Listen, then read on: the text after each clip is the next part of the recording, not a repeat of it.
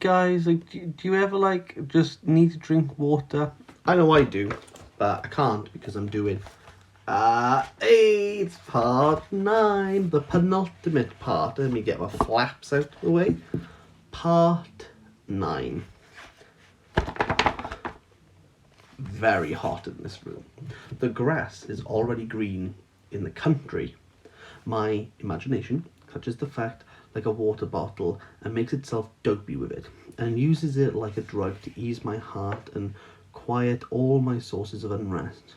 My future is already planted there, and my hope getting ready to sprout like the cherry blossom.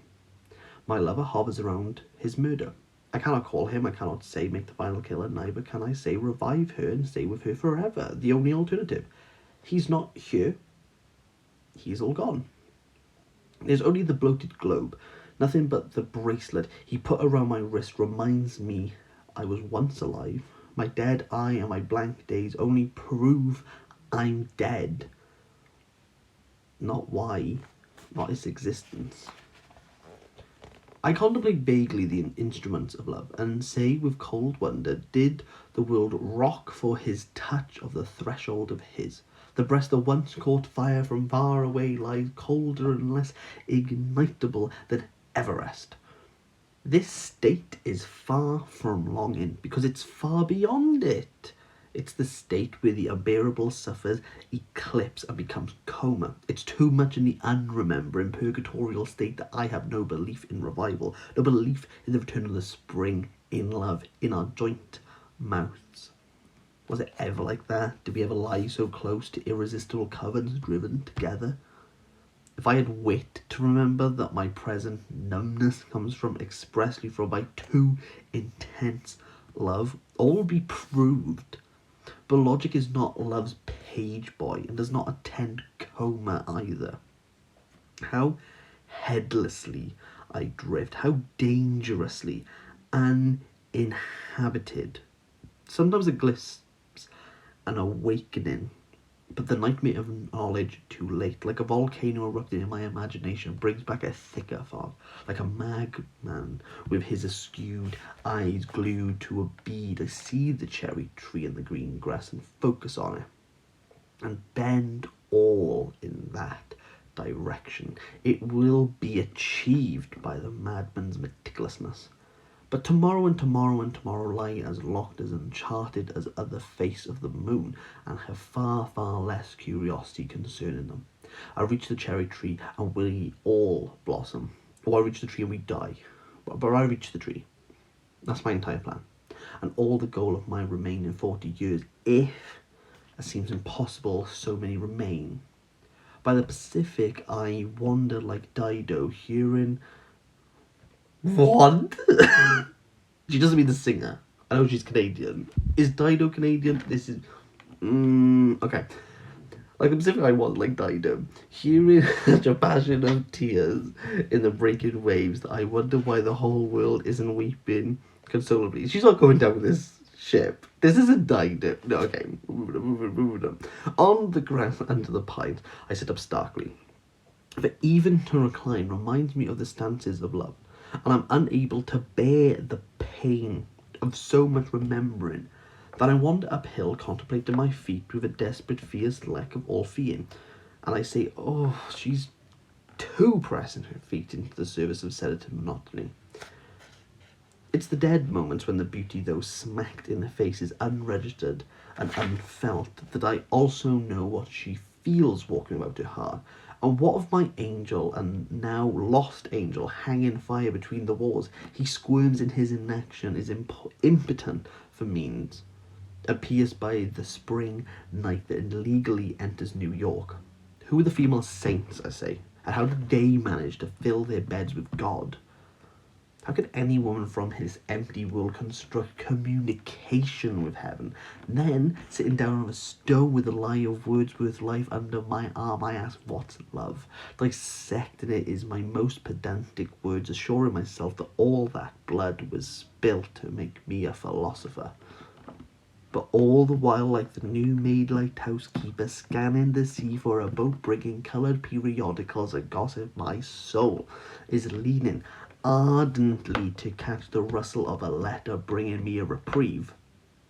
At night, I walk the dusty road, calling the moonlight cast an ecclesiastical, praying lest I too much remember that I become a hermit and lie strain forever upward, or descend in the shower of the spirit's blood. Let me lie on the cold stones. Let me lift weight too heavy for me. Let me cry more to pain, to a face white, shaping through fire with whips of endurance because of the invulnerable aesthetic, into a badge of possible saint. But my own feet blur the message that silence has for my years, and the night my breath falls into my hand like a creature unbearable and unjustly abused. But why elaborate? Say it so that the neighbours can understand. When we lie in a bed, I feel... Do you feel blue by all the lonesome? Yes, I do, don't you? And why is it so cold in the bed? Which did the good-looking blonde lie on? It gives me ideas. The dogwood is dripping its years. It's overpowered by summer. So coquetry, overpowered by procreancy. I grow too unwieldy to dance the minute. She's expecting another baby in 6 months. Just as I thought. And I was walking in the thick part of the wood. I found a little grave. I thought it was a new flower.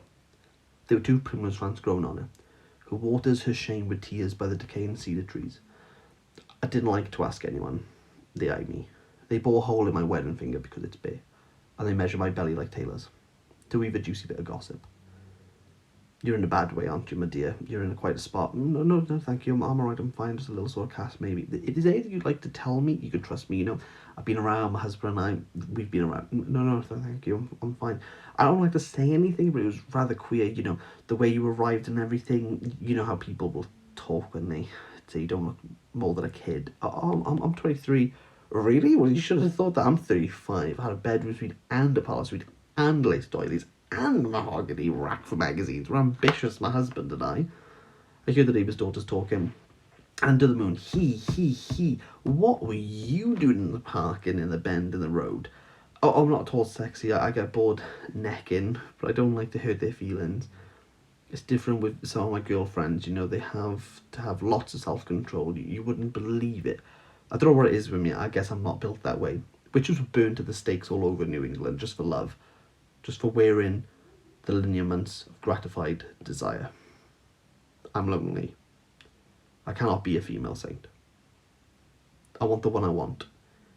He is the one I picked out of the world. I picked him out of cold deliberation.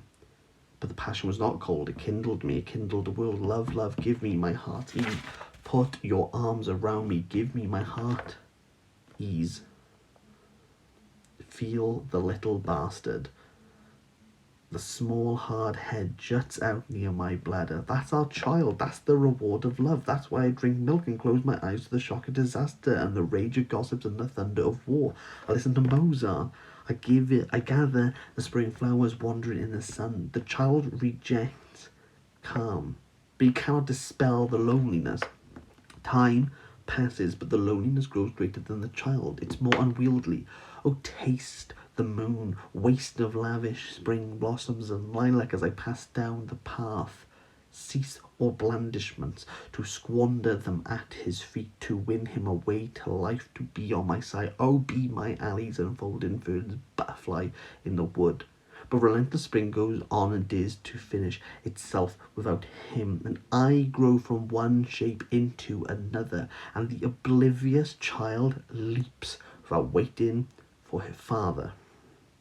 40 days in the wilderness, and not one holy vision. Sights to dazzle the eyes, but I bask in the sun without drawing one metaphor of it. Nature's using me.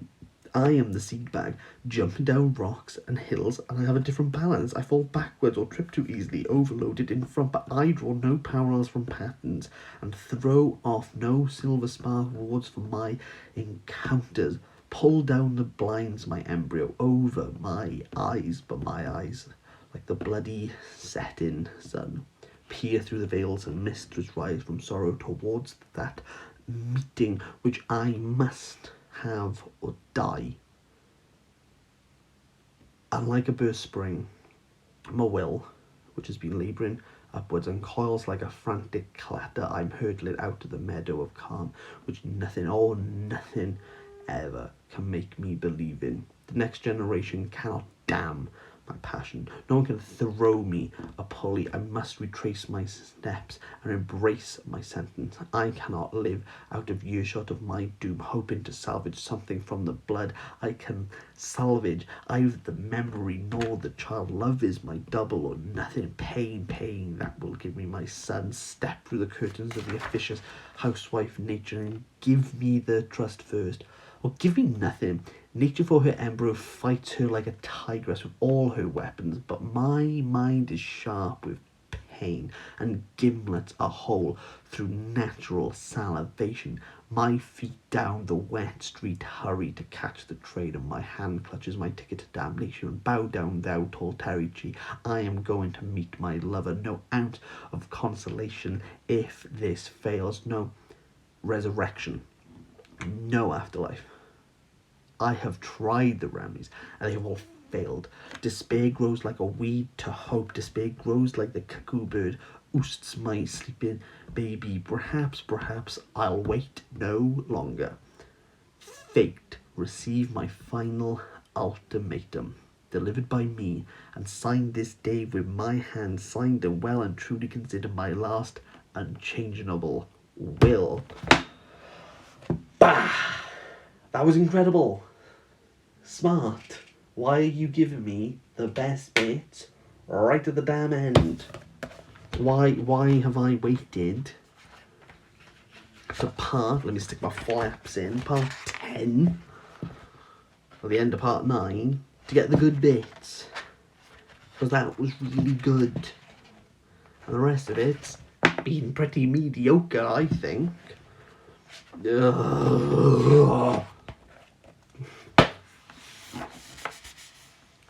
Oh, like I'm frustrated because when it sings, and then the rest of it's kind of like off key, or she's going like a little bit wild on her own, like, and I'm like, wait, what are you doing? That's how like this is to me. It's kind of like she's going like a little prima donna, where like she just like makes up the rules, but like when she gets it, she gets it. That's like my frustration with this book. Bye.